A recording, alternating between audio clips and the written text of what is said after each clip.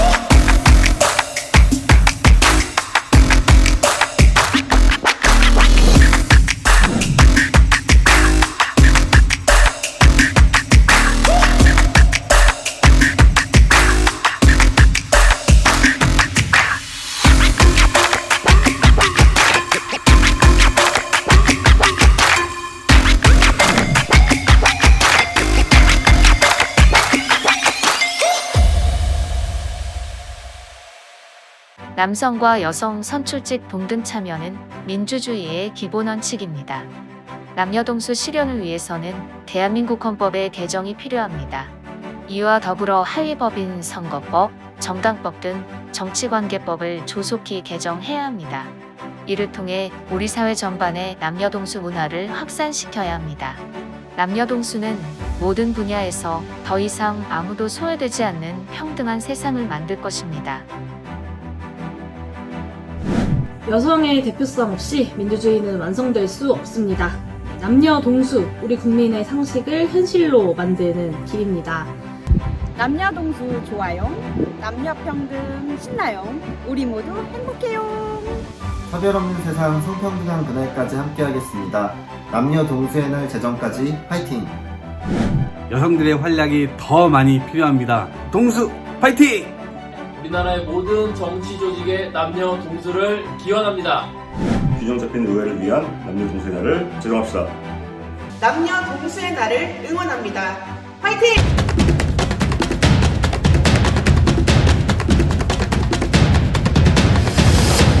여기까지만 보도록 하고요. 그리고 이제 제 강의 들어가도록 하겠습니다. 화면 공유해서 제가 강의를, 이거 보이시죠? 예. 이제 시작하겠습니다.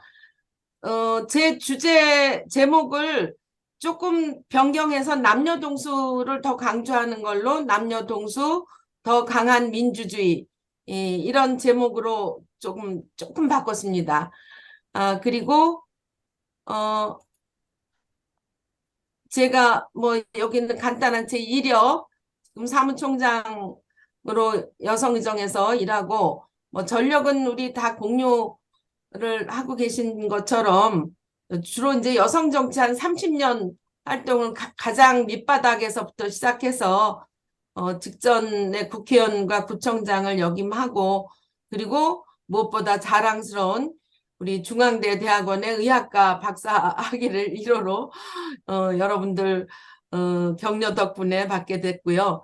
저의 이제 생활 정치의 일종의 철학, 이 부분도 그냥 이제 원래 메모돼 있던 부분에서 그냥 했습니다. 30년간 제가 학생운동 또 빈민 여성 또 정치활동을 하면서 저희 철학은 이 정치는 사람들의 구체적인 삶에서 시작되는 생활 정치여야 한다라는 거, 그리고 특히나 가장 약한 자의 연약함을 돌보는 그런 정치를 해야 된다. 그리고 또 성평등 민주주의, 동수 민주주의가 이루어져야 한다. 오늘 제 강의도 그런 저희 철학 아래서 진행되고 있다 말씀드립니다. 우선 이 남녀 동수 더 강한 민주주의의 강의에 이제 들어가는 말로서 지금 세계는 남녀 동수의 그 실현을 향해서 나가고 있다. 단순히 여성 할당, 약한 취약 부분을 보완하기 위해서 할당을 한다는 그런 할당의 개념을 넘어서 여성과 남성이 동등한 정치 참여를 만들려고 하는 남녀 동수 제도를 얘기하게 되는데, 이 남녀 동수 제도는 1999년 프랑스 이 남녀 동수 헌법으로 이 헌법이 개정된 이후에 많은 국가에서 채택하고 있습니다. 이거를 이제 최근 들어서 남녀 동수 운동이라는 표현으로도 하는데, 이 남녀 동수 운동, 남녀 동수 정치는 이 여성들도 국민의 인구의 반을 차지하는 여성들도 온전히 그 입장을 대변할 수 있는, 그래서 실질적인 의미의 국민 주권을 행사한다는 점에서 보면 보편 민주주의 원칙을 실현하는 운동이다, 이렇게 봅니다. 동수, 패러티, 민주주의의 시작은 아까 말한 99년에 프랑스 남녀 동수 헌법 이전에 얘기됐던 거는 바로 10년 전 유럽 의회에서 이 평등한 대의제를 위한 민주주의 원칙으로서 동수민주주의가 제안되었는데, 이 동수민주주의는 여성과 남성 평등한 대표성을 보장하는 것이고, 그런 점에서는 여성이 없는 민주주의는 더 이상 민주주의가 아니다, 이렇게 주장했습니다. 그랬을 때 이제 다시 한번 개념에 대한 이해를 돕는다면, 동수, 패러티, 동등 참여의 기본적인 개념은 정치나 공공정책 결정에서 여성과 남성의 한 특정성이 60%를 초과하지 않도록, 또 40% 이하로 떨어지지 않도록 하는 것을 동수 또는 동등, 꼭 5대5가 아니어도 50%, 40% 이하로 내려가지 않고 60%를 초과하지 않아야 된다 하는 것이 그 기본 개념입니다. 그리고 이제 동수민주주의에서는 지금까지 이 여성들을 배제되어 온 것이, 인구의 절반이나 된 여성 배제한 것이 타당한가, 민주주의의 본질이 무엇인가 하는 그런 문제 제기를 하면서, 대의민주주의 체제에서는 이 주권 시민인 여성과 남성이 동등하게 대표돼야 된다. 이런 것에서 프랑스가 그전에 할당제는, 오히려 여성 할당제는 인정하지 않는 다른 유럽 국가에서도 굉장히 더디 그 부분에 대한 동의가 있었는데, 이 남녀 동수에 관련해서는 세계에서 가장 먼저 동수헌법을 동수로 하는 그 법 개정을 했습니다. 이럴 때 하원이 만장일치로 통과했고, 상원도 844명 중에 745명이나 찬성했다고 하는 것이 그야말로 프랑스의 가장 시민혁명 이후의 인권을 존중했던 국가의 그런 면모를 보여주는 것이 아닌가 싶습니다. 그리고 이제 그 뒤에 유럽 의회에서도 남녀 동수를 권고하고 있는데, 그런 점에서 이제 할당제와 남녀 동수의 부분을 잠깐 이제 좀 더 구분해서 보면, 지금 이미 세계가 여성 대표성 30%, 그게 이제 임계치라고 어떤 정치적 의사 표현에 있어서 30% 이상이 돼야 된다는 임계치를 얘기한다면, 이미 30% 이상의 국가는 세계에서 28%다. 그런데 꼭 여성에게 경우는 대표성이 30%의 그것으로 임계치로 국한할 것인가? 그것이 아니고 민주주의 기본 원칙으로 동수와 동등 참여로 가야 한다, 이렇게 얘기를 하는 주장입니다. 그래서 이제는 할당제에서 남녀 동수 정치로 가야 되는데, 남녀 동수는 그런 점에서 헌법적 가치이자 정치적 권리라는 인식이 지금 확산되고 있다는 것이고요. 아까도 말씀드렸지만 그 프랑스 동수헌법 이후에 유럽에서의 또 진전 이후에 지금은 남미나 아프리카 지역 등으로 확산하고, 아까 제가 동영상에서 보여지듯이 세계의 전 각 대륙에서 이 동수에 대한 부분이 많이 확산되고 있다. 그래서 세계는 지금 그런 그 방향으로 가고 있는데, 좀 더 구체적으로 보면 2013년에 국제의원연맹 IPU에서는 성평등 증진, 그 이렇게 된다면 더 강한 민주주의가 되고, 이 더 강한 민주주의 실현을 위해서는 우선 과제로 여성과 남성의 동등한 의회 진출이 선언돼야 된다라고 IP에서 얘기했습니다. 그리고 이제 2015년 유엔 여성기구는 이때 반기문 사무총장이, 반기문 우리 그 정말 대한민국에서 사무총장을 처음 맡았던 때인데, 반기문 사무총장 있었던 시절에 유엔 여성기구에서 이제 제안하기를 2030년, 지금 불과 2023년이니까 7년밖에 안 남았죠. 이 30년까지는 남녀의 지위가 50대 50으로 동등해지도록 각국 정부가 노력을 해달라 하는 그런 촉구가 있었습니다. 그리고 그 뒤 2019년, 그리고 지금 또 더 지나서는 이제 개수가 더 국가에서 많이 늘어났겠지만, 여성 할당제 30% 정도의 그 할당제가 도입된 나라 중에서도 이미 32개 국가는 헌법이라든가 정치관계법을 개정해서 동수 또는 그 남녀 동등 그 근거를 마련하고 있다 하고 말씀드립니다. 저는 여러 나라들이 아까 뭐 영상에서 뭐 벨기에도 있고 뭐 남미의 여러 나라도 있고, 그런데 그 중에서도 저는 스페인을 오늘 특별히 중점적으로 사례를 들고자 합니다. 스페인은 또 여러분들이 알다시피 한국하고 여러 가지 면에서 좀 기질적으로나 그 지역의 문화라든가 또 정치적인 어떤 과정이라든가 이런 것도 많이 흡사한데, 스페인의 그런 점에서 비교는 우리 한국하고의 유사점 또는 우리가 또 분발해야 될 것들을 많이 이렇게 연상시키게 될 것이라고 봅니다. 스페인은 이 할당제를 정당에서부터, 국가의 법이 아니라 정당 자체에서 할당제를 시작을 했는데, 이제 어느덧 남녀 동수로 아주 급진전을 하고 있습니다. 이 할당제 할 때도 패스트 트랙이라고 하지만, 이 패스트 트랙이 아니라 점진적인 경로를 통해서 여성 의원이 이 비율이 늘어간 나라인데, 이 스페인의 정당하고 한국의 정당하고가 비슷하다는 점에서 제가 이 스페인의 정당이 어떻게 이 여성들을 정치 참여를 약화시키는가 하는 것을 버즈하고 제가 이거 단어를 이분이 연구한 이분의 그 연구의 그 내용에서 보면 5가지 비공식 관행을 얘기하고 있습니다. 정당 안에서 회의를 할 때 남성이 주도하고 여성은 종속적 위치로 있다.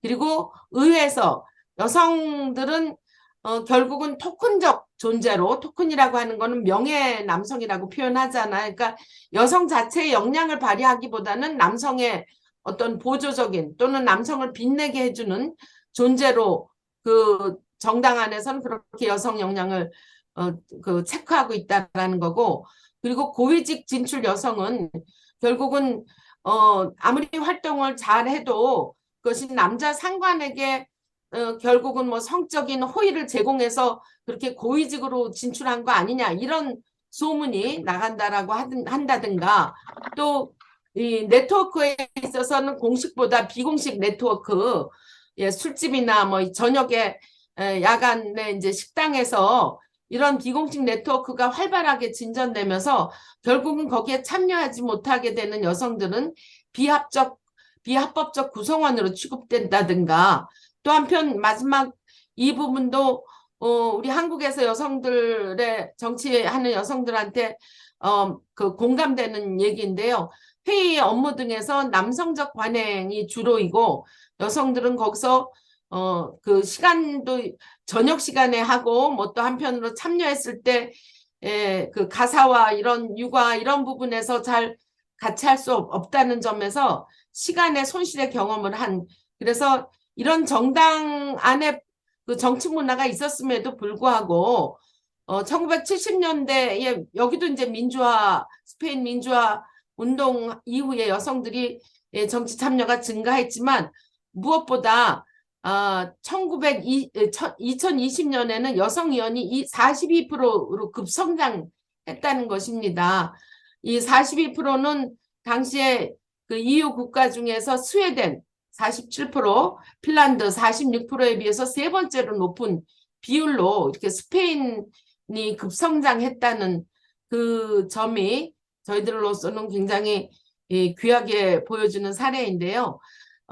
이 정당 안에서 자발적으로 아까 말한 대로 정당 내 굉장히 남성 중심적인 그럼에도 불구하고 그 안에 지도부라든가 그 안에 여성들의 적극적인 활동으로 자발적 할당으로 시작했는데 2007년도에는 평등법이 통과되면서 남녀 동수제가 거기 평등법 안에 포함이 됐습니다. 이 법으로 일단 통과되고 나니까 그 이제 진전이 굉장히 빨라지게 된 건데 이때 이제 동수제의 그 내용은 아까도 말씀드렸듯이 모든 정당의 명부 작성, 그러니까 주로 이제 유럽 쪽에서는 비례 명부를 작성하게 되는데 그럴 때 그 비례 명부에서 어떤 성이라도 60%를 넘을 수 없고 또 최소한 40%는 되어야 한다. 이런 기준을 법안에 넣어서 그 남녀 동수제를 진행했다 하는 것입니다.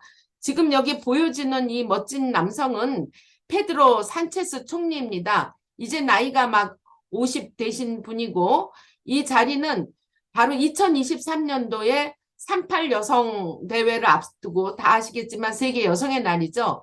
이 기념식을 앞둔 그 자리에서 이제 말씀을 하시기를 사회 구성원 절반이 여성이기 때문에 정치, 경제적 권력의 절반은 당연히 여성에게 돌아가야 된다. 이렇게 얘기하면서 동등 대표성 법안 제정을 발표했습니다.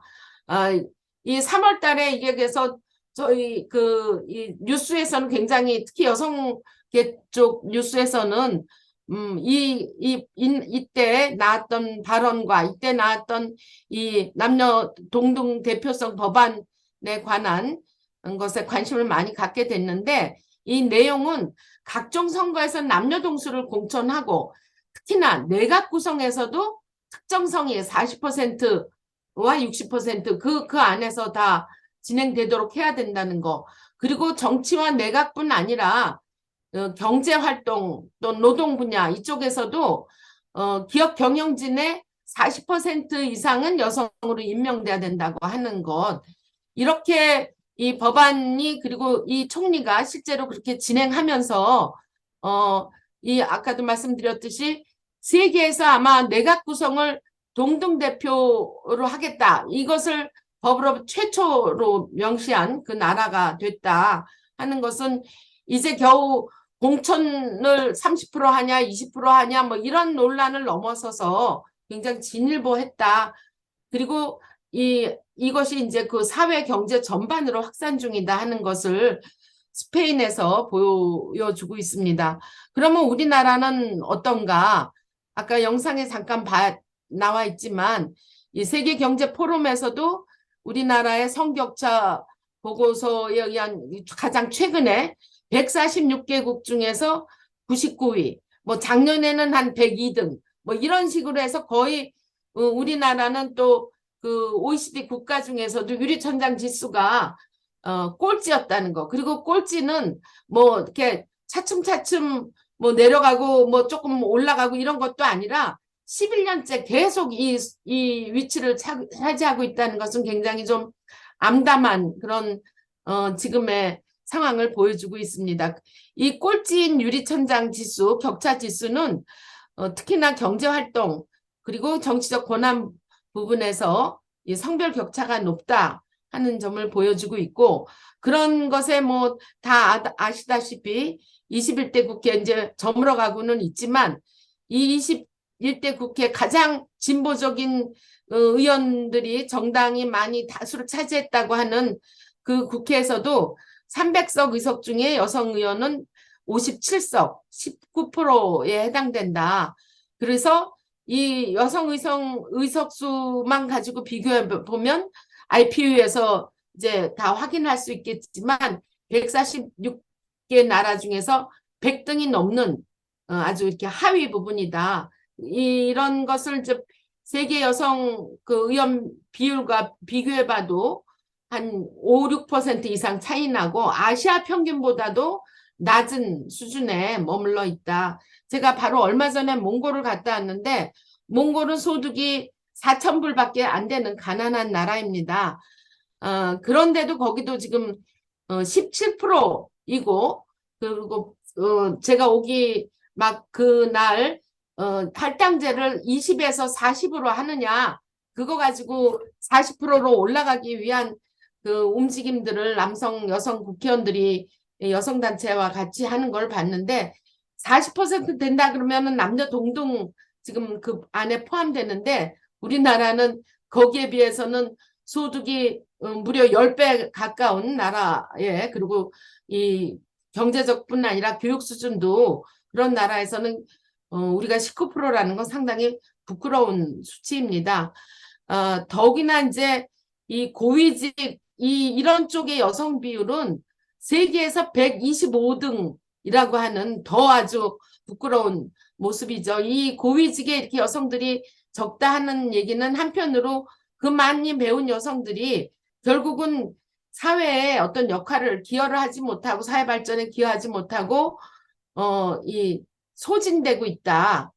참 낭비되고 있다. 이런 말씀으로도 바꿔 얘기할 수 있겠습니다.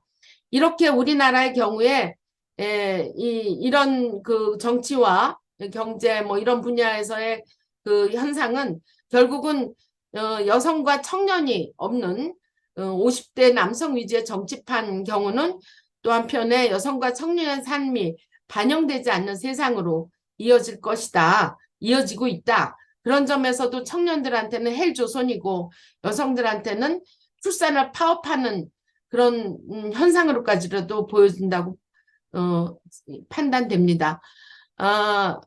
얼마 전에 이제 저희 이 남녀 동수 주간에 토론회를 또 한 번 한 적이 있는데 그때 이제 교수님이 발표하기를 한국 정치에서 여성의 과소대표는 아주 심각한 수준이다라고 다시 한번 지적을 하면서 이런 수준은 우리나라 민주주의 수준을 보여주는 척도이자 또 우리나라 정당에서 이것을 극복하려고 하는 이행 의지나 능력이 상당히 부족하다는 것을 보여주는 방증이 아니겠는가. 그런 점에선 획기적인 패러다임의 전환과 그리고 또 그 전환을 적극적으로 추진해 나가야 될 전략이 필요하다 이렇게 언급을 했습니다. 그러면 과연 무엇을 할 것인가? 무엇을 할 것인가에 대한 인식 전환이 돼야 되는데 이제 관점이 우선 변화돼야 될 부분은 지금 이렇게 여성들의 참여가 부족한 그 과소대표된 부분은 민주적 대표 구성의 결함의 문제이기도 하고 또 한편 대의적 민주주의의 근본적인 결함이다. 결국은 국민의 절반의 의사가 불완전하게 대표되는 것이 문제다라는 관점을 가져야 된다고 하는 거고 이렇게 대표되지도 못하고 대표하지도 못하는 청년과 여성의 그룹이 존재한다면 그러면 그 대표성이 진정성으로 이렇게 전달이 되겠는가. 결국은 왜곡됐다고 보면 우리가 지향해야 되는 거는 당연히 남성과 여성 절반씩 구성되는 그것이 헌법적으로도 정당하다. 이런 문제로 볼 수 있다. 그런 관점을 가져야 되고 또 한편 능력과 대표성의 문제에서 그 관점을 제대로 가져야 될 거는 기존 주장은 여성이 정치적 대표로서 역량이 있는가. 여성도 그러면 선거를 나가서 이기만 경쟁력을 보여주지 않겠는가. 뭐 여성이라고 다 여성 권익을 대변하는가 이런 주장도 있지만 민주주의에서는 대표를 결정하는 것이 능력을 통해서 구성되지는 않는다고. 그래서 오히려 여성 대부분이 배제된 채 기존 정치 세력과 정당이 이렇게 최대한 자유를 누리던 선거제도와 정치 문화가 더 근본적인 문제이지 이 능력을 그 문제 삼는 것은 적절하지 않다라고 보는 것입니다. 그리고 모든 여성이 여성 권익 활동을 위해서 활동하는 것은 아니지만 여성이 가지고 있는 관점, 경험, 또 생물학적 감수성은 당연히 그런 숫자가 늘어나면서 그러면서 또 대표 활동이 적극적으로 될 때 구현될 수 있다고 보고 이 여성위원회 기술적 대표성 이건 한마디로 수적 대표를 얘기하는 거죠. 수적 대표성의 부족은 실질적 대표성, 여성들의 이 실질적인 권익과 역할에 대한 부분도 낳게 되는 것을 야기하게 된다. 그래서 이제 국회는 할당제가 아니라 남녀 동수 국회 실현이 정당하다 이렇게 보는 겁니다. 그러면 이제 가장 이렇게 이런 인식의 전환이 됐을 때 해야 될 부분은 게임의 룰이 변경돼야 된다고 보는 것입니다. 게임의 룰은 한마디로 선거법 뭐 등등한 그런 정치관계법이죠. 그리고 정당 안에서 이것이 적용이 될 수 있도록 여성 후보 그래서 공천이 비율이 보장이 돼야 되고 또 선거운동 과정에서도 여성과 청년들이 지금 배제된 부분들, 소외된 부분들이 포함되어야 더 많은 여성과 청년 정치인이 국회에 진입할 수 있을 것이다.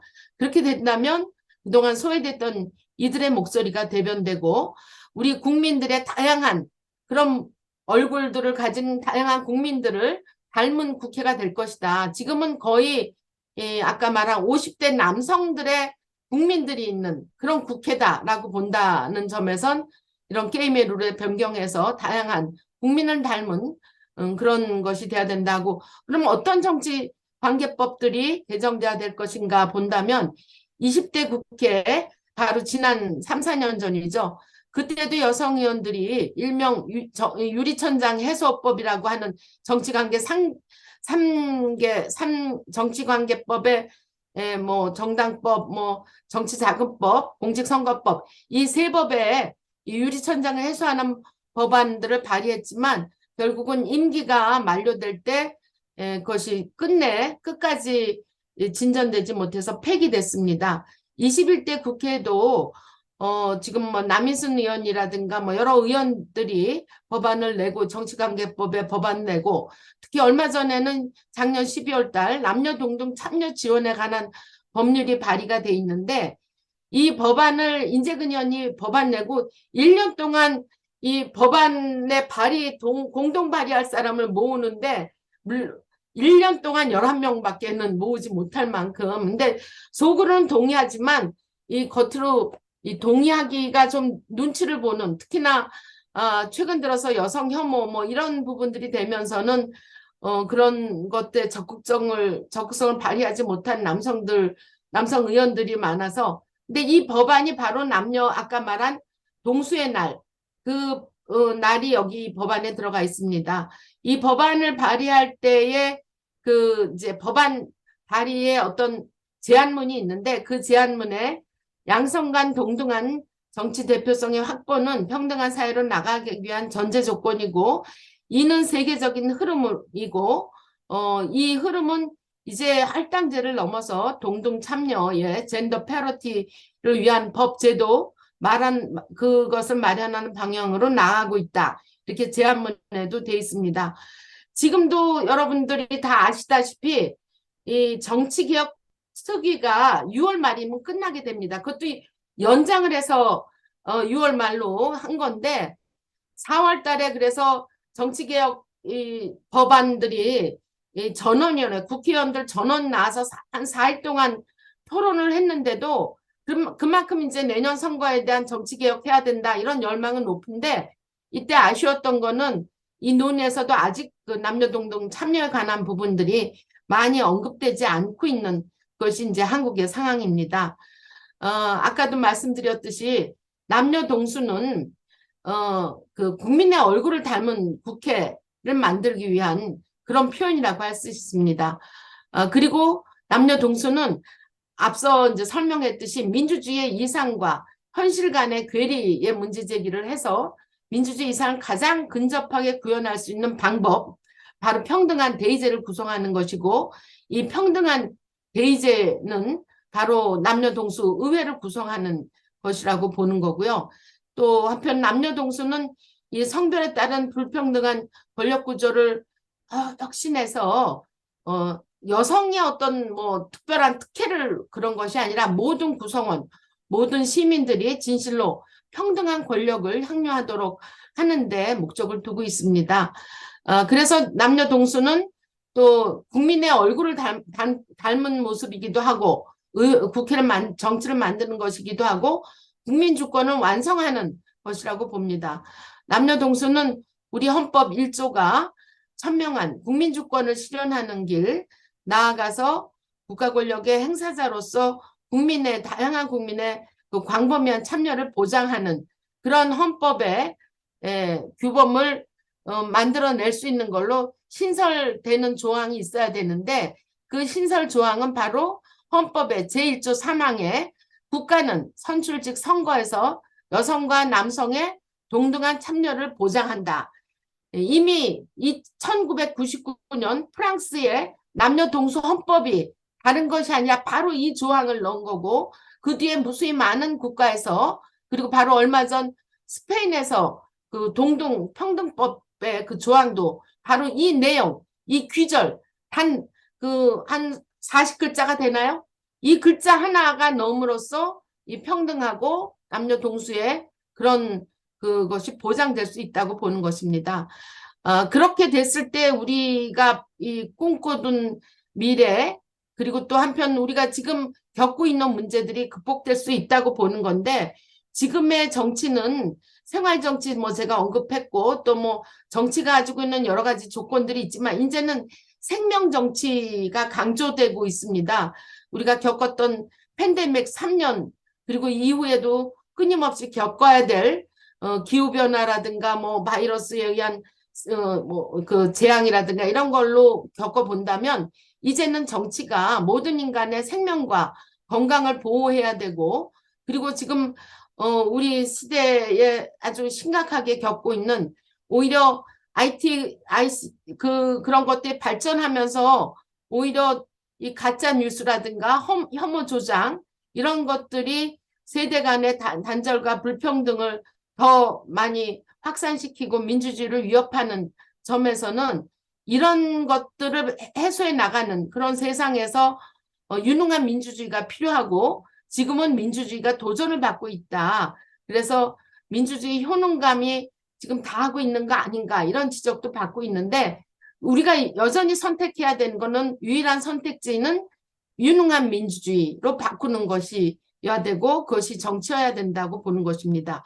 이 지금 취약한 민주주의를 유능한 정치로, 유능한 민주주의로 바꾸는 것이 정치이고, 이 유능한 민주주의에 가는 방향은 차별과 혐오를 넘어서 다름을 인정하고 다양성을 존중할 때, 그럴 때 좀 더 강한 유능한 민주주의가 될 수 있다고 보면서, 이러기 위해서 다시 한번 언급하지만 평등한 대의제, 그리고 이 평등한 대의제를 실현할 수 있는 정서적 내면화라고 봅니다. 평등한 대의제는 지금까지 얘기했던 것들의 이 법적인 제도적인 부분이라고 얘기한다면, 정서적 내면화는 지금 제가 이렇게 열심히 얘기하고 영상도 보여드리고 또 그런 여러 가지 사례를, 외국 사례를 포함해서 우리의 삶과 문화에서 의식이 개혁돼야 된다라는 그런 것을 말씀드릴 수 있는 거죠. 그래서 캠페인도 하고 서명도 하고 또 함께 같이 모여서 그 퍼포먼스도 하고 이런 동수의 날 선포식이 바로 그런 정서적 내면화를 고양시키는 그런 방법이라고 생각합니다. 그래서 상가 문화에서의 의식개혁과 국민과 함께하는 남녀 동수 문화 확산을 해나갈 필요가 있다고 보고, 여기에 우리 이 공평 아카데미가 같이 하고 있다는 점에서 굉장히 자부심과 또 한편의 힘을 얻습니다. 남녀 동수는 모든 분야에서 더 이상 아무도 소외되지 않는 평등한 세상을 만들 것이라고 저는 믿고, 또 함께 하신 모든 분들도 동의해 주신다고 생각해서 강의를 이렇게 드리고요. 감사합니다로 마치겠습니다. 이상 감사드리면서 경청해 주신 것 잘 부탁드립니다.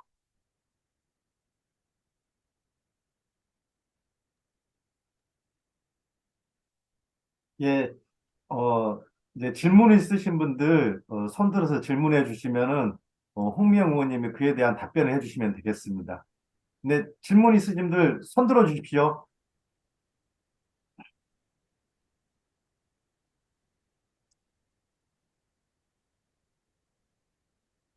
아, 아니, 제가 예. 설명이 부족해서 질문을 어디 건드리기가 그런가요? 완벽하게 말씀하셔서 더 이상 질문이 없습니다. 아니, 저 질문 있습니다. 예, 저도 저번에 하신 거 듣고, 또 이번에 들었는데도 또 저번에 못 들었던 부분이 또 있는 것 같아요. 그래서 들을수록 굉장히 새록새록 한다는 말씀 드리고요. 이제 궁금한 게, 이게 이제 저희도 공평이고, 저희도 똑같은 여성으로서, 이거를, 남성과 여성을, 이렇게 막, 그런 부분에 대해서 설명을 해야 되잖아요. 다른 사람들, 이해 못하는 사람에 대해서 설명을 해야 되는데, 저는 좀 이런 부분이 있는 것 같아요. 그러니까, 저는 여성이기 때문에 남녀 동수였으면 좋겠는데, 그러면 남자들에게, 그러니까 다른 성에게 남녀 동수가 아님으로 인해서 어떤 폐해가 있는지, 그러니까 그거를 설득하는 건 어떨까 하는 생각이 좀 들었고요. 최근에 이제 저 약간 쇼킹했던 부분 중에 하나는 이제 국토부 부원장 출신의 어떤 분이 뭐 이제 약간 무슨 스캔들로 인해 가지고 대법원까지 간 사건이 하나 있었고, 또 다른 정당이어서 말씀드리기 좀 힘들지만 어떤 다른 정당의 어떤 국회의원이 그 불미스러운 사건으로 막 이렇게 됐던 것들을 보면서 굉장히 이게 어려운 부분이어서, 이런 것들을 우리가 어떻게 설득을 할지, 이런 사례를 가지고 어떻게 설득을 해야 할지에 대해서 저희 홍명 발제자님께 좀 여쭤보고 싶습니다. 이런 사건은 예. 우리가 남녀 동수의 관점으로 어떻게 설명하는 게 좋을지 그런 예. 질문이 있습니다. 제가 뭐 이것에 대한 뭐 가장 그 정확한 답이라고 할 수는 없겠지만, 프랑스에서도 할당제라는 것이 어떤 한쪽에 대한 특혜라는 것에서 오히려 반발이 더 좀 있었고, 동수라고 하는 그야말로 이제 철학적이고 우리 사회를 구성하는 거에 평등하게 나가야 된다, 인권에 대한 그 얘기를 했을 때 더 동의가 되고, 지금도 이제 그런 확산이 돼 나가고 있는데, 예를 들어서 우리 지금 역사적으로 쭉 보면은 어느 한쪽 기득권은 노예가 그냥 있어도 좋고, 또 한편으로 뭐 그 압박받는 또는 식민지가 더 있어도 좋고, 그런 쪽에서는 가지고 있는 기득권을 누리는 입장에서는 그게 이렇게 동등하게 같이 가야 되는 것에 대해서는 잘 받아들이기가 어려운 부분이라고 생각합니다. 그러니까 그러니까 동수가 됐을 때 한편으로는 책임도 나눠지고 특혜가 아니라 그야말로 전에 이제 또 한편 생각한 거가, 제가 17대 국회 들어가자마자 최대 이슈가 호주제 폐지였어요. 그 오래 한 30년을 호주제 폐지하자고 가족법에서 했는데, 그때 그 호주제를 가지고 만들었던 발상지였던 중국도 호주제가 없어진 지 오래됐고, 일본도 이미 그 식민지 시대에 그때 그런 것들을 활용했지만 그것도 없어졌고, 근데 우리나라에서만 호주제가 그 손주가 오히려 뭐 5살짜리 손주가 할머니보다 족보에서 위에 있으면서 그런 권한을 다 어떤 가지면서 했던 것에서, 그때 많은 이런 기득권의 이것을 당연하다고, 이것은 문화나 풍습이라고 봤던 그런 쪽에서는 마치 호주제가 없어지면 대한민국은 금수의 나라라고 될 거라고 막 국회에서 앞에서 뭐 항의도 하고 막 와서도 의원들한테 그러고 했었는데, 호주제가 폐지된 지금 사회가 어떻습니까? 오히려 더 많은 우리 사회 중요한 인재들이, 여성들이 또는 뭐 그 남성들 경우에 있어서도 지나치게 가져야 되는 부담에서라든지, 또는 가족관계 안에서도 오히려 평등해. 그러면 이 얘기는 한편으로 불평등이 더 좋은 거 아니냐, 일정하게 식민지가 좀 있는 게 낫지 않냐, 그래도 좀 힘 있는 사람이 좀 다스리는 게 낫지 않냐, 이런 얘기랑 거의 맞먹는 거 아닌가. 그래서 동수가 되면 뭐가 편한가에 대한 거는 우리가 가지고 있는 어떤 그 인권적이고 그리고 평등하지 않았을 때, 불평등했을 때, 그리고 불평등의 희생자가 누구가 될 것인가에 대한 것을 생각하면 그 반어법적으로 얘기할 수 있지 않는가 이런 생각이 드는데, 그 얘기가 아직도 우리 사회에는 그만큼 아까 제가 얘기했듯이 우리 사회의 민주주의 정도를 보여주는 것이다. 그리고 그러면 스페인 같은 경우 또 다르게 다른 나라에서도 우리보다 훨씬 경제적으로나 교육 정도 수준에서나 뭐 이 정치 문화적으로도 다 굉장히 열악했던 거에서 결국은 이 문제를 극복해내는 건 깨어있는 시민들과, 그리고 그것에 조금 더 전문적인 지식으로 이끌어 나가는 지식인들과, 그리고 그것을 정치적인 부분에서 해결해야 큰 힘이 나온다고 믿는 그런 정치인들의 이 연대가, 시민들과 전문가들과 그리고 정치인들의 연대가 그 걸림돌을 극복하고 나갔다고 보거든요. 저는 우리 공평에 있는 여기 전문가, 지식인, 그리고 또 정치인들이 또 시민단체도 같이 하는, 여기서 이 문제에 대한 확실한 인식과 의지를 갖는다면 저는 이것을 바꿔가는 시기는 뭐 순간적으로 이게 확 도약이 될 수 있다고 봅니다. 그래서 지금 우리 한국 사회는 이 평등의 부분에서는 이 다문화 쪽도 다른 어느 나라보다도 수용 못하고 굉장히 차별적이고, 또 이 남녀 간에도 아직 그런 부분이 있고, 그러면서도 경제적으로는 굉장히, 또는 기술적으로는 굉장히 성장돼 있고, 철학적으로는 어떤 측면에서는 못 쫓아가고 있고, 이런 거에서 어떻게 보면 굉장히 움츠리고 있는 개구리라고 생각합니다. 같이 힘을 모아서 개구리가 뛸 수 있도록 우리 이 모임에서 개구리한테 조금 더 자극을 준다면 그때 도약이 되지 않을까, 이렇게 선동합니다.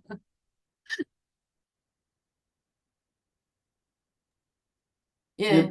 손덕기 연구실장님 손 드셨는데, 예. 마이크가 안 돼. 예. 예. 의원님 강의 잘 들었습니다. 예. 제 생각으로는 이게 제가 직장 생활하면서 그 여성 상사랑 한 번도 근무를 못 했거든요. 근데 그때 당시 만약에 여성 상사와 근무를 했으면 제가 좀 다른 폭도 넓어지고, 생각의 폭도 넓어지고 좀 더 성숙하지 않았을까 하는 그런 아쉬움이 있더라고요.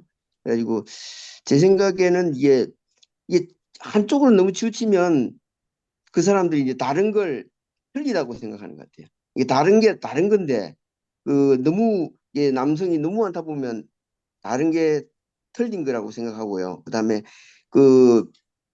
우리가 이제 좀 더 앞으로 대한민국이 더 도약하기 위해서는 이때까지 여성을 갖다가 어떤 보조적인 데 쓰는 그런 에서 벗어나서 이제 주도적인 일을 할 수 있는 그런 자리를 많이 만드는데, 그게 첫 발자국이 아마 제 생각에는 이게 정치에서부터 시작돼야 되지 않을까 싶습니다. 그래서 만약에 이게 법이 제정이 안 된다면 22대 총선에서 최소한 좀 비례대표를 늘려가지고 최소한 비례대표는 한 60% 정도 여성을 할당을 하고, 그 당선권에, 그다음에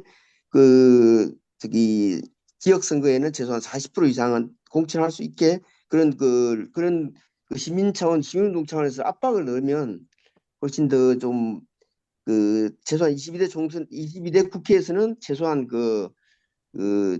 남녀 동등법이 실현될 수 있지 않을까 저는 생각하는데, 앞으로 어떻게 홍 의원 계획은 어떤지 그걸 듣고 싶습니다.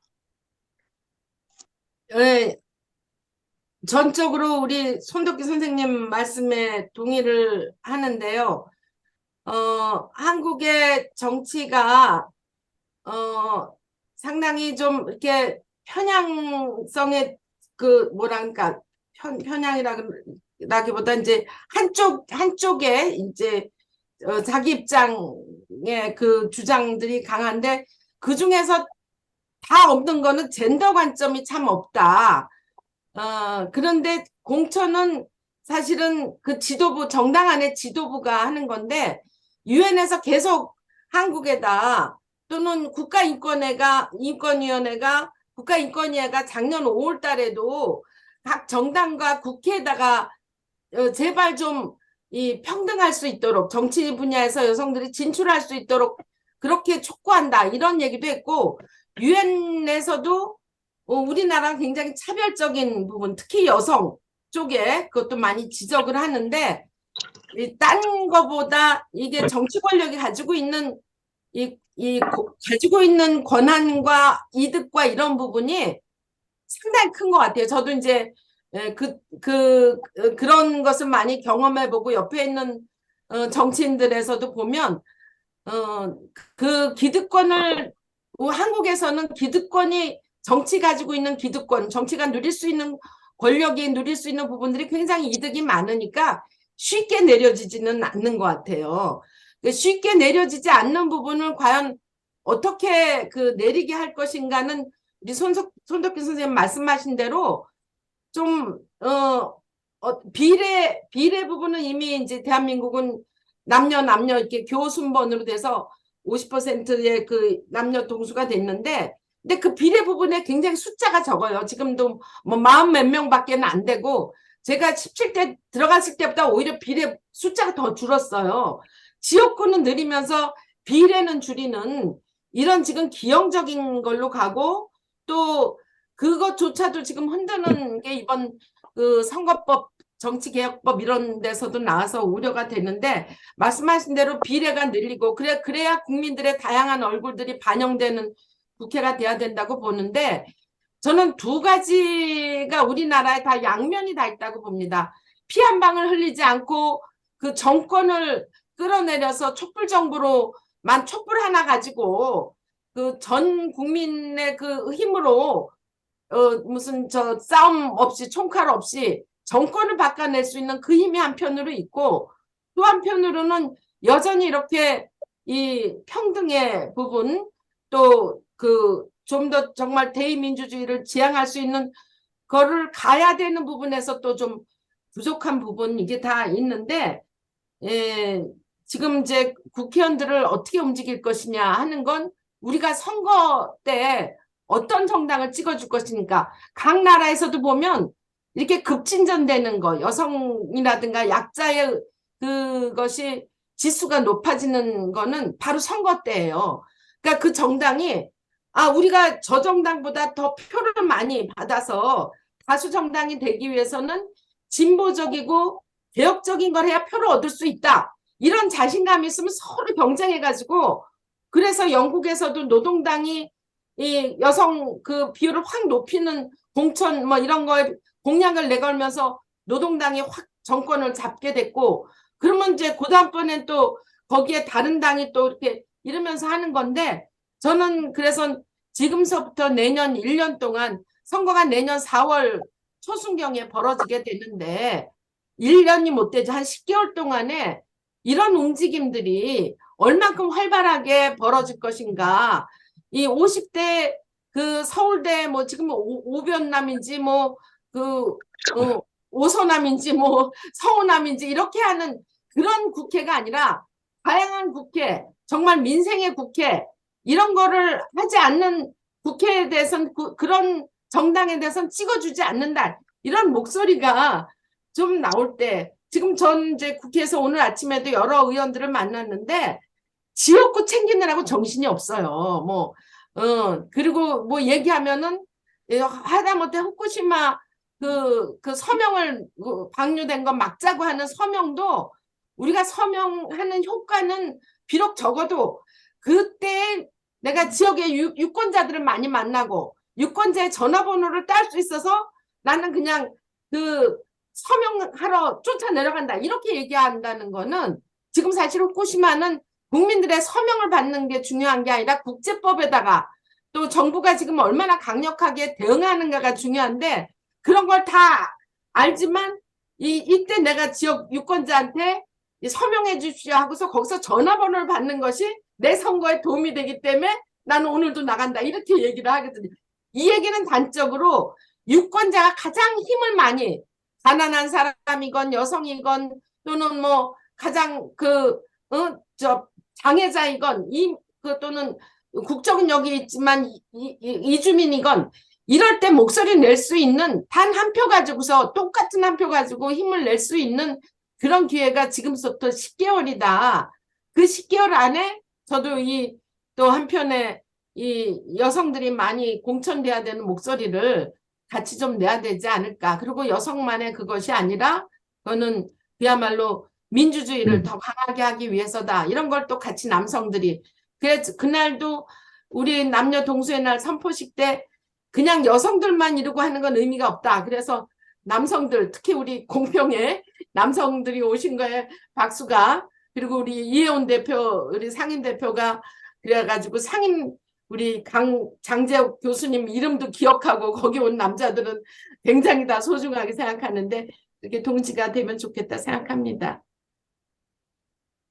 우리 지금 마지막으로 남상혁 회원님 손 드셨는데 그 마지막 질문 받으시죠? 예. 잘 들리시나요? 예, 잘 예, 들립니다. 제가 비디오가 고장이 나서 예. 얼굴이 안 보입니다. 예, 강의 잘 들었습니다. 한 가지 예. 궁금한 건 저는 그냥 엔지니어 출신이고 50대고 남자예요. 어쩌면 한국 사회에서 가장 정치적으로 관심이 없고 굉장히 보수적이고 그런 집단인 것 같아요. 그런 집단 사람 제가 많이 만나고 있는데요. 다른 게 아니고 지금 남녀 동수라는 표현을 썼는데 공천에 대해서 공천을 좀 숫자를 더 늘려야지 동수가 될 수 있는 거죠. 강제적으로 무조건 예를 들어서 동수가 안 되면 남자 의원을 떨어뜨리고 차석인 여자를 붙인다. 그런 건 안 되는 거죠. 제가 답을 지금 질문이 예. 끝나신 거면 아니요. 제가 한꺼번에 이유가 답을 뭔가 하면은 제가 일단은 공천까지는 되는데 공천까지 많이 올린다 하더라도 선거에서 떨어질 수가 있잖아요. 제가 무리한 거는 제 아들도 있지만 20대 남자애들부터 젠더 이슈가 있는데 나는 이 남녀동수법이 잘못하게 되면은 오히려 남녀 간에 조장하면서 지금은 동서, 영남과 호남으로 아예 그냥 처음부터 나눠졌던 그 선거의 어떤 구도가 이게 20대부터는 그냥 아무 생각 없이 그냥 여성이냐 남성이냐 그런 관점으로도 그냥 기계적으로 투표할 수 있는 사람들이 생겨나지 않을까라는 생각이 첫 번째 들고요.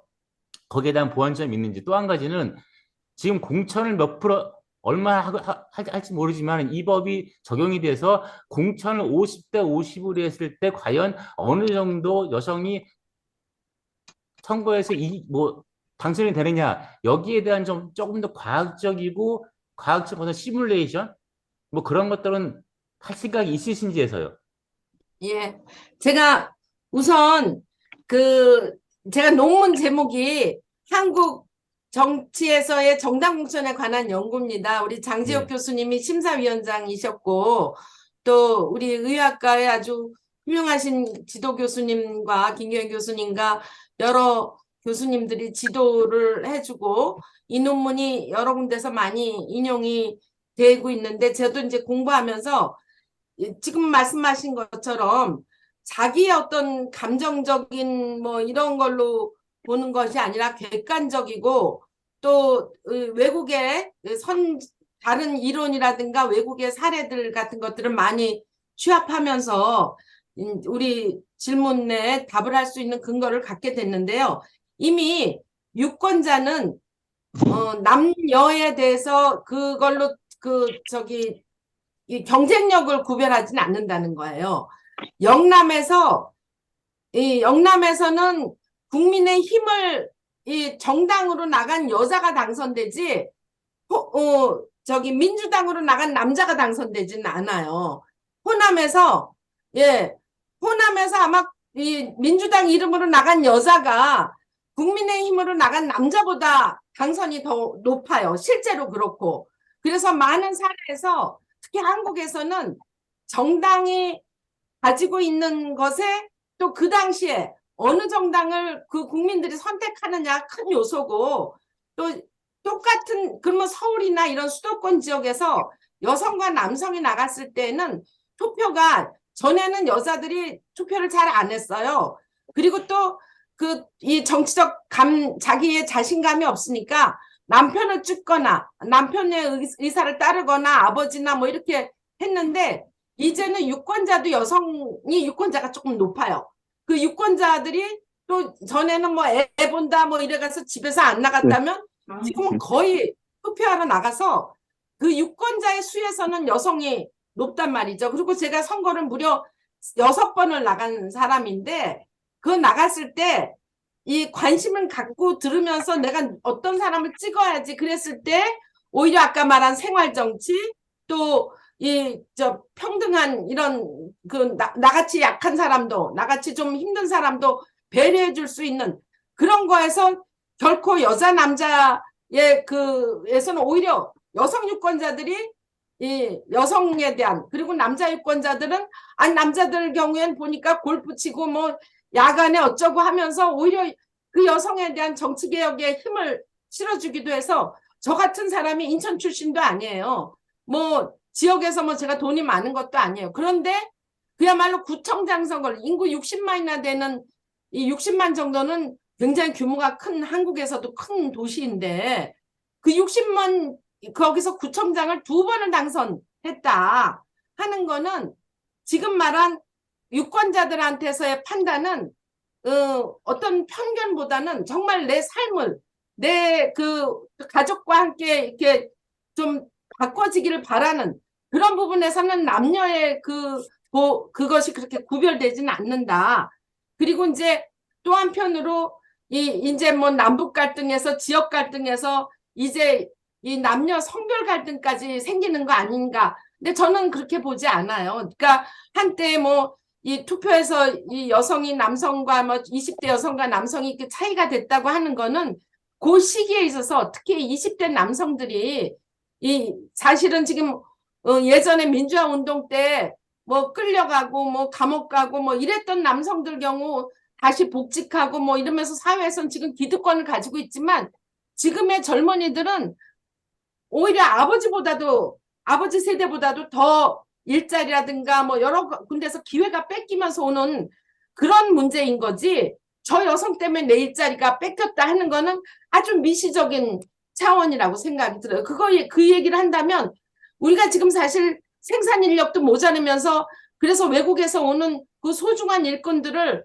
지금은 뭐 좀 낮았다고 해도 막 내쫓거나 또는 그 사람들이 일한 임금을 아까워하거나 이래서 지금 이주민들이 오히려 일본이나 중국으로 간다고 하잖아. 이거는 한편으로 우리가 활용해야 될 그런 거시적 안목이 없이 보는 건데 저는 대한민국의 젊은이들이 그런 일시적인 부분에 매달려서 이 성별 갈등을 계속하게 되지 않고 오히려 그들이 가지고 있는 불안과 고민과 이런 것들을 같이 해결해 나가는 걸로 할 때 이건 일시적인 현상일 뿐이다 이렇게 생각을 하고 그다음에 이제 공천의 부분에 있어서 그야말로 이 외국에서의 경우에는 나이 많고 또는 이제 그만두실 분이 있는 자리에다 여성들을 갖다 공천하는 그런 방식으로 영국에서 시작을 해서 무려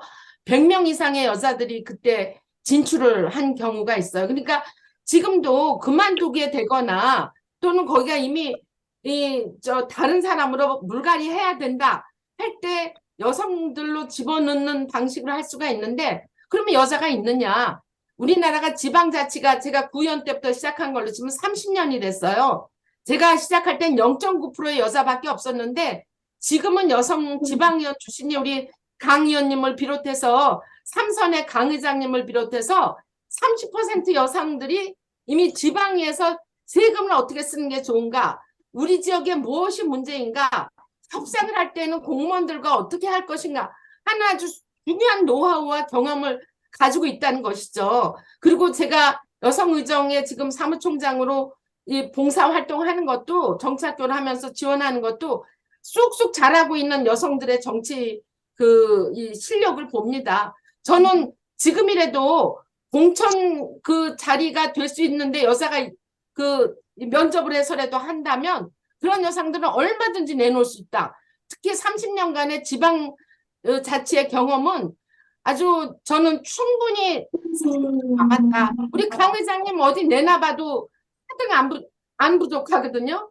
그야말로 내년 총선에 내놔도 하나도 부족하지 않습니다. 제가 겪어본 지금도 국회의원들하고 오늘 아침에 토론을 하고 본 입장에서 뭐 내 눈에 뭐 이렇게 선글라스가 아니라 그런 점에서는 지방자치가 한 번도 또 여성들이 부엌에서 나와본 적도 없던 그 시절에서 30년이 지난 지금의 여성 정치 경험은 어떤 자리에 내놔도 충분히 우리 사회에 더 나은 삶을 위한 그런 여성 인력으로 자라나고 있다. 이렇게 주장합니다. 알겠습니다. 감사합니다. 예, 아유, 우리 혹시 남 선생님한테 제가 충분히 안 됐으면 별도 저하고 다시 토론하면서 예, 이렇게 좋은 말씀 나누도록 하겠습니다. 네, 알겠습니다. 감사합니다. 예. 네, 황미영 의원님 강연 잘 들었고요. 제가 정치적 식견이나 사회과학이 부족한데도 많은 도움이 된 것 같습니다. 그거 보면서 제가 저도 좀 한마디 하고 싶어서요. 그냥 의원님의 국민의 얼굴을 닮은 의회라고 하셨는데 대의제 민주주의는 능력자를 뽑는 게 아니라 대표성이라고 여성을 대표하고 또 그리고 직능별로 사회 약자든지 다양한 대표하는데 현재 우리나라 국회는 선거하고 잘 나는 사람을 뽑는 것 같아요. 그래서 거의 40% 가까이가 변호사, 판사, 변호사 그리고 사업가들 이게 대표성이 뗄 수가 없죠. 그러다 보니까 사회적 기득권만을 대변하고 제가 기억나는데 자한당 시절에 이자스민 의원이 여성이다 다문화 대표를 했지만은 이사심 의원이 지금은 정의당으로 옮겼지만 그때 하신 말씀이 내가 할 수 있는 게 하나도 없었다. 예 말한 것은 아까 스페인에서 토큰이란 말씀하셨죠. 딱 그것 같아요. 여성이나 또 일부 사회적 약자를 대변하는 그런 의원을 만들었더라도 이 사람은 구색 맞추기일 뿐이지 결국 대표성을 못 띠게 만들어버린다. 실제로 직능대표라면 제가 소외되고 차별되고 그런 사람들 직능대표가 있다는데 거의 없다는 거. 심지어는 이제 지금은 방사선 오염수질 문제였는데 3년이 바다로 되어 있는 대한민국에서 수산업자를 대표하는 국회의원이 하나도 없다는 걸 제가 알았습니다. 그래서 저 같은 경우도 사실 수산업자들 당장 내일 죽게 생겼는데 맞아요. 저의 이제 잠이 안 올 정도로 거의 근데 이게 사실은 이제까지 소외되고 차별된 의원분들을 대표하는 진짜 여러 직능들이 아니라 잘난 사람이 국회에 대해서 그 사람들이 잘난 사람을 대변하고 구세 맞추기식으로 그렇게 된다. 그러니까 저는 대한민국 정치가 굉장히 발전했다고 이렇게 생각했었는데 현 상황에서 보면은 정말 대한민국 국회는 국민의 얼굴을 전혀 닮지 않았다. 여성뿐만 아니라 그런 게 여성뿐만 아니라 직능이라든가 소외된 약자들 같이 가는 방향이 한꺼번에 같이 안 되는 것 같아요. 그래서 아까 말했던 이제 손덕기 홍보실장 말처럼 강제로 법으로 제정을 해야지. 우리가 과거 1인 1표 시절에 헌법 위헌 판결을 내서 1인 2표 되면서 사회적 약자를 대표하는 민노당이 1인 2표를 바뀌면서 원내에 진입할 수 있는 그런 기회가 됐던 것처럼 정말 이런 식의 법으로라도 어떻게 만드는 게 나타나는데 가능할지는 모르겠습니다. 저는 사실 요즘 탈금도하고 계속 통화를 하는데 큰일 났다. 우리 어떻게 하냐. 망했다. 아니 그런데도 생각해보니까 국회의원이 하나도 없는 거예요. 제가 오죽했으면 우리 기본소득당 별로 연락도 안 하는데 당에 전화해가지고 기본소득도 뭐 하냐고 우리 수산업자를 죽게 생겼다고 하면 전화를 한 적이 있습니다. 하여튼 죄송합니다. 제가 넋두리 한번 품어왔습니다. 아주 적극 말씀에 동의하는데 저는 하여튼 지금의 정치인들이 다 떠나서 현장에 표를 얻으러 가는 게 아니라 정말 현장에서의 그런 다양한 사람들의 목소리를 자기 거로 이렇게 특히 지금 이제 우리 후쿠시마 그 건으로 해가지고 수산업 그 관계하시는 분들의 그 고통, 그리고 이 지금 전세 사기로 해가지고 젊은이들 특히 뭐 이런 것에 더 천착하고 막 이래야 되는데, 뭐 딴 건 둘째치고 그것만이라도 좀 제대로 못 해주는 그 정당과 정치인들의 모습인 것 같아서 뭐 부끄럽습니다. 죄송하고. 예. 그래서 예. 질문은 아니신 거죠? 예, 그냥 제가 예. 눈거리로 예. 많은 정치인들이 좀 신경 좀 예, 써주시라고. 각성해야죠. 예. 예. 예, 제가 중간에 의사 진행 발언 좀 할게요. 지금 시간이 예, 10시 10분이라서 제 생각은 손덕기 우리 실장님이 정열적으로 열심히 준비했는데 이걸 다음 시간에 하는 게 좋고, 지금 또 토론 우리가 다음 일정도 해야 되는데 지금 손덕기 우리 실장님 발표하는 건 좀 무리 같아서 다음번 하는 게 어떤지 좀 예, 제안 그렇게 드리고 싶네요. 하겠습니다. 예. 아니, 다음에 또 죄송합니다. 충실하게 하시는 게 좋을 것 같아요. 예.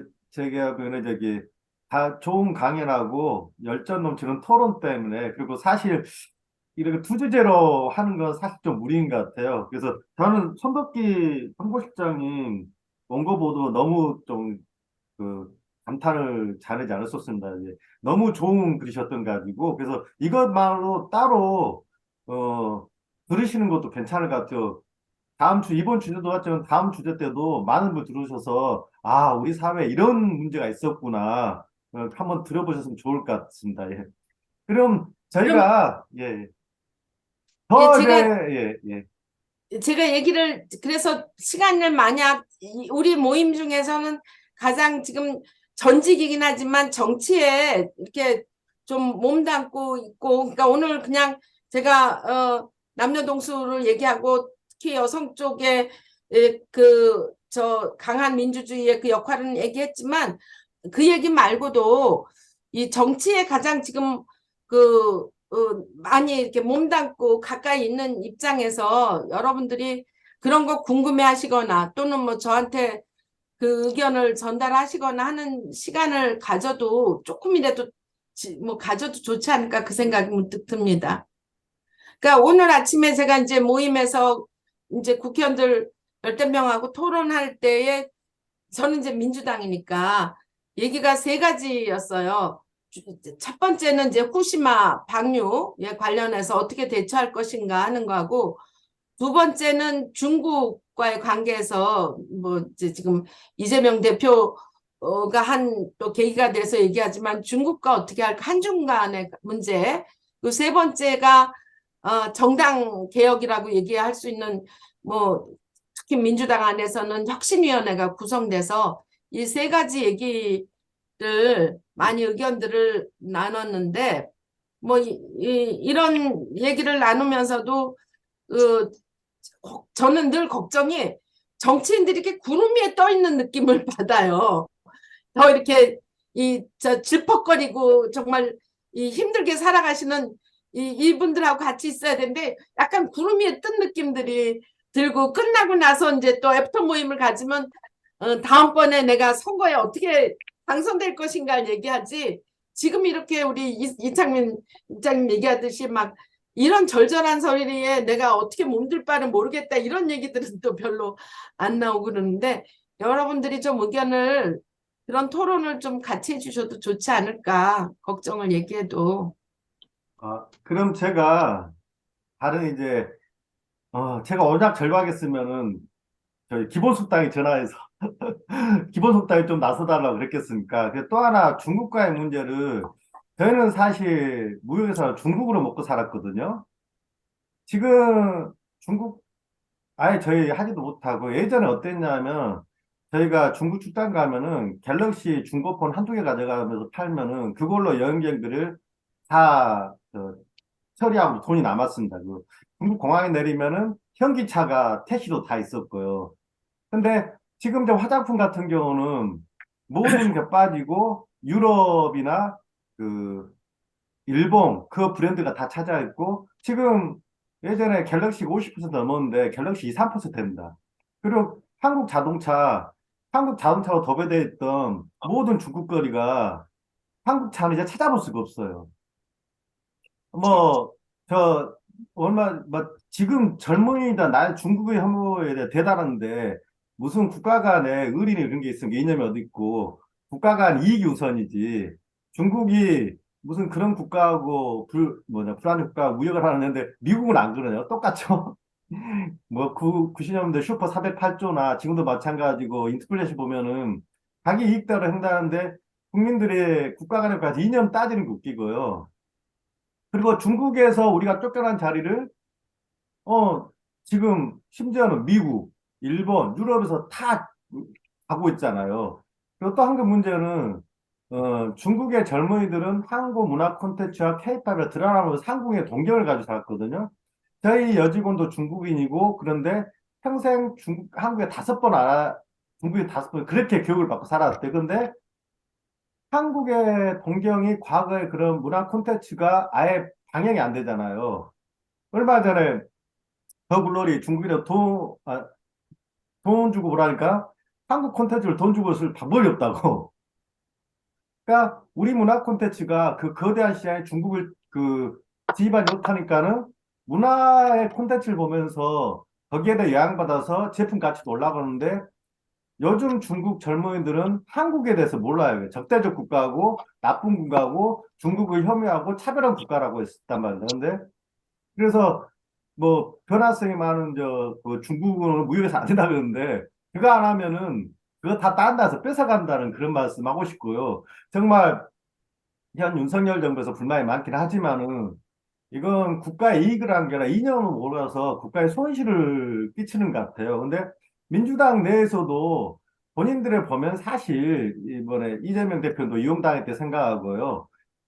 그런 면에서 사실 어떻게 보면 제가 솔직하게 해서 이재명 대표도 그걸 이용해서 우리는 중국을 잘 이용해서 하는데 이용당한 거잖아요. 정치적 속셈보다는 실질적으로 국민의 이익을 내는 그런 이제 중국 정책이 필요하다고 생각합니다. 아우 제가 쓸데없이 핫하는 동의합니다. 예.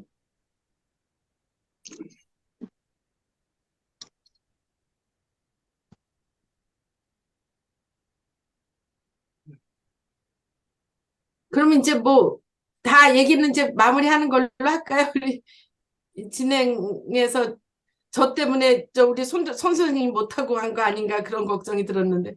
아닙니다. 다음에 하면 됩니다. 예. 저도 이제 남녀동수에 대해서 살짝만 말씀드릴게요. 그러니까 남녀동수 그때 저도 살짝 배웠을 때도 그런 얘기 들었어요. 그러니까 기업을 평가할 때 그 기업 내에 여성 리더가 어느 정도 있는지가 기준이 된다. 그래서 제가 왜 그게 기준이 될까 했을 때 이게 어떤 위급 상황이 되었을 때 이렇게 다양한 목소리를 듣고 다양한 목소리가 표집이 되어가지고 판단했을 때 훨씬 더 위험을 해결하는 능력이 좋았다는 이야기 좀 들었어요.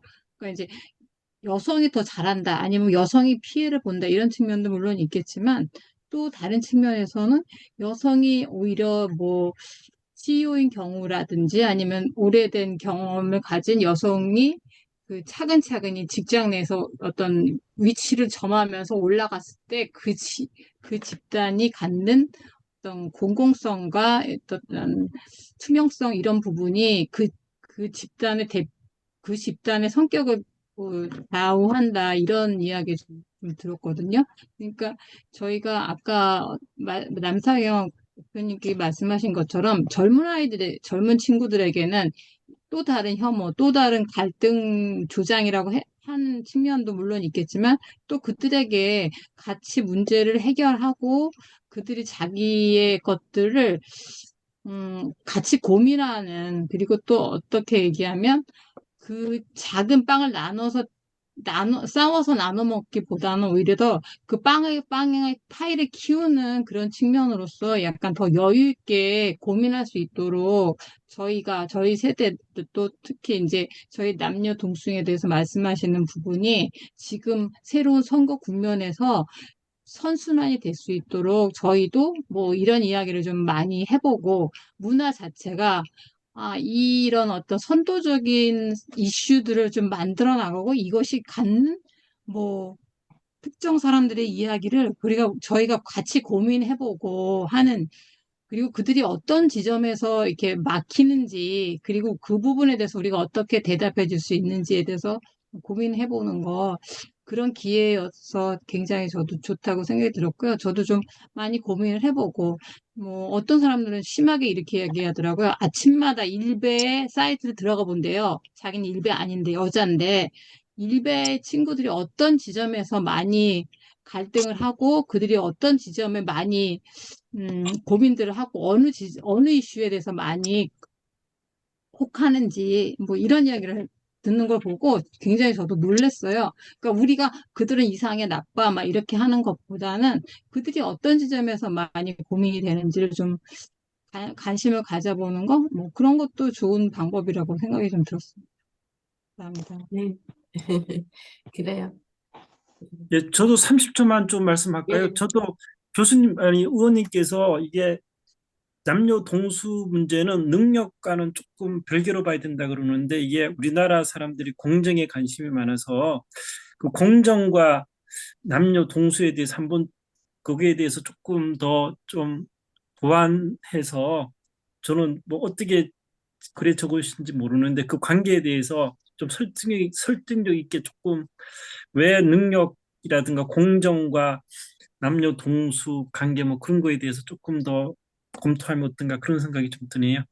이상입니다. 예. 그래서 저 논문에도 지금 공정이라고 하는 그거가 이제 우리한테 어떻게 보면 착각을 좀 만들어내는, 그러니까 약자에 대한 배려가 아니라 오히려 기득권을 가진 쪽에 명분을 만들어내는 부분으로 많이 그래서 샌델이 얘기하는 공정이 오히려 가지고 있는 문제를 얘기를 하잖아요. 그런데 마치 우리 사회에서 특히 이제 이준석 씨가 이거를 공정이라는 것이 올바름하고 정치적 올바름하고 같이 가야 되는데, 그것을 아주 그냥 도식적인 그거로 가져가면서 그래서 오히려 차별을 더 당연시하고 또 약자에 대한 배려 부분에 대해서는 각자 도생의 그런 걸로 가져가게 되는, 그러니까 우리가 도덕적으로 철학적으로 지향해야 될 부분을 오히려 신자본주의의 능률적인 부분에 그리고 이제 그런 것이 공동체가 아닌 개별적인 부분을 만들어내는 거에 많이 정치적으로 활용되어 있는, 그래서 이준석 씨의 이런 지금 경향성을 어느 학자가 얘기하기를 유럽의 우파들보다도 더 문제가 많은 정치적으로 올바르지 않는 그런 것에 대한 그 사람들이 만들어내는 그것이 이제 공정이라는 걸로 이렇게 하는 거에서 말씀하시는 지점을 잘 양파 껍질을 잘 벗겨가지고 속 안에 뭐가 있는지 드러내 보이질 않으면은 혼란되기 쉽고, 근데 저는 놓치지 말아야 될, 저는 정치를 하면서 그래 저 같은 사람이 참 보면은 정치권 안에서 저보고 원시인이라고 불러요. 그럼에도 불구하고 이번에 오늘 우리 당 최고위원 중에 한 사람이 제 이름이 혁신위원 명단 중에 올라갔었다고 그러더라고요. 저 같은 사람이 그럼에도 불구하고 이렇게 된다는 거는, 정체는 저는 철학이 있어야 되고 그 철학은 함께 같이 살아야 되는, 그리고 지속 가능하게 살아야 되는 그 철학을 놓치면 안 된다고 하는 걸 지켜왔기 때문이라고 생각을 하는데, 저는 그런 점에서 딱 한 가지 사례만 좀 말씀드리고 싶습니다. 제가 여러 정치 활동을 하니까 당연히 외국을 많이 나가죠. 근데 저는 솔직히 필리핀의 세바라든가 하와이라든가 이런 데는 못 가봤어요.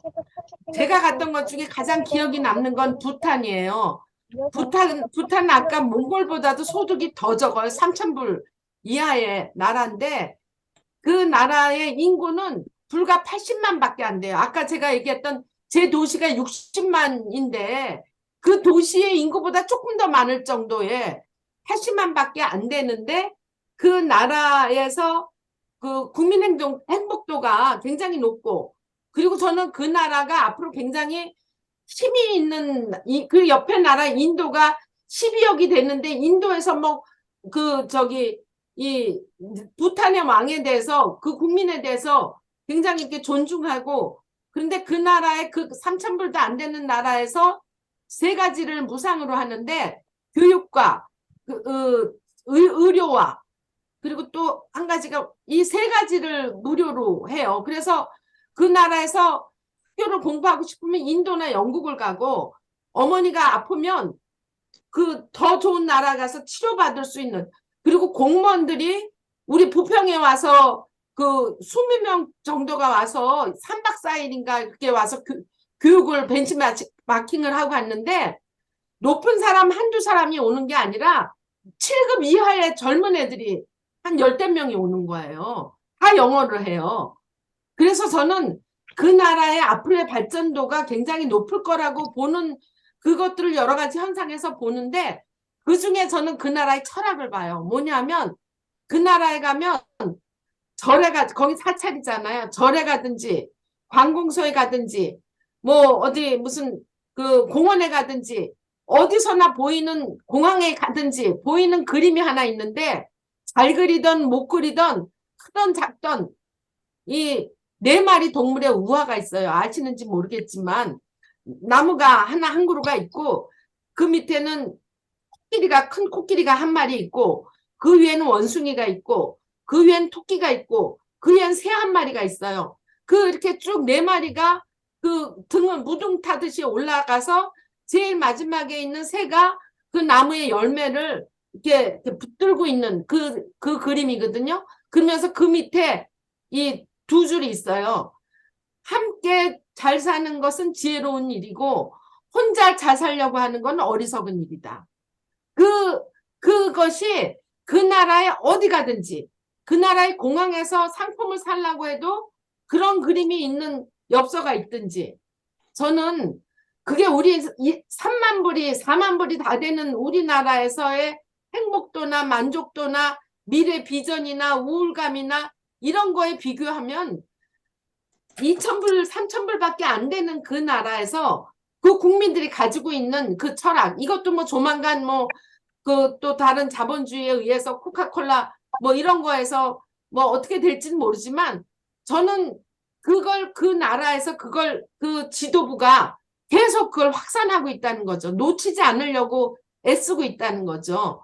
저는 결국은 그런 정치 철학을 가진 사람이 가진 그 구간과 지도부가 세계에서 자기네 나라가 일본의 인도와 중국에서 침략당하지 않는, 네팔처럼 그렇게 훼손당하지 않는, 인구 80만이면서도 존중받는 그런 나라로 그 80만의 국민들을 지켜나가고 있다고 보거든요.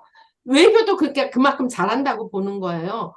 저는 우리나라가 가져야 될 거는 이제 국민소득을 얼마나 높일 것인가의 문제가 아니라, 이런 정치에서의 그런 철학이 국민들과 함께 더불어 잘 살고 지속 가능하게 잘 살 수 있는 거, 그거를 만들어가는 거, 그런 사회의 문화를 만들어가는 거, 그게 저는 남녀 동수가 그 하나라고 봅니다.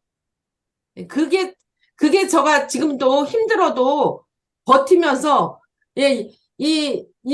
사실 몽골 갔다 오고 나서 우리 이창민 씨는 알지만, 이거 PPT까지 만들어내고 동영상 여기 와서 꼽아서 이렇게 하는 게, 제 일정에서 보면은 잠을 어제도 새벽 5시까지 못 자고 이래도 이렇게 얘기를 해야 되는, 우리 사회가 그렇게 가야 우리 후손들한테, 내 자식들한테 큰 돈 못 물려줘도, 난 부탄 가서 그런 당당한 나라, 그런 정치 지도자를 존경하는 국민들 얼마나 행복한가, 그런 나라를 우리 여기서 만들어가고 싶다. 우리 공평히 여기 계신 여러분들이 그렇게 해 나갔으면 좋겠다 하는 마음으로 제가 오늘도 열심히 달려와서 말씀드리고, 한마디로 또 추가했습니다.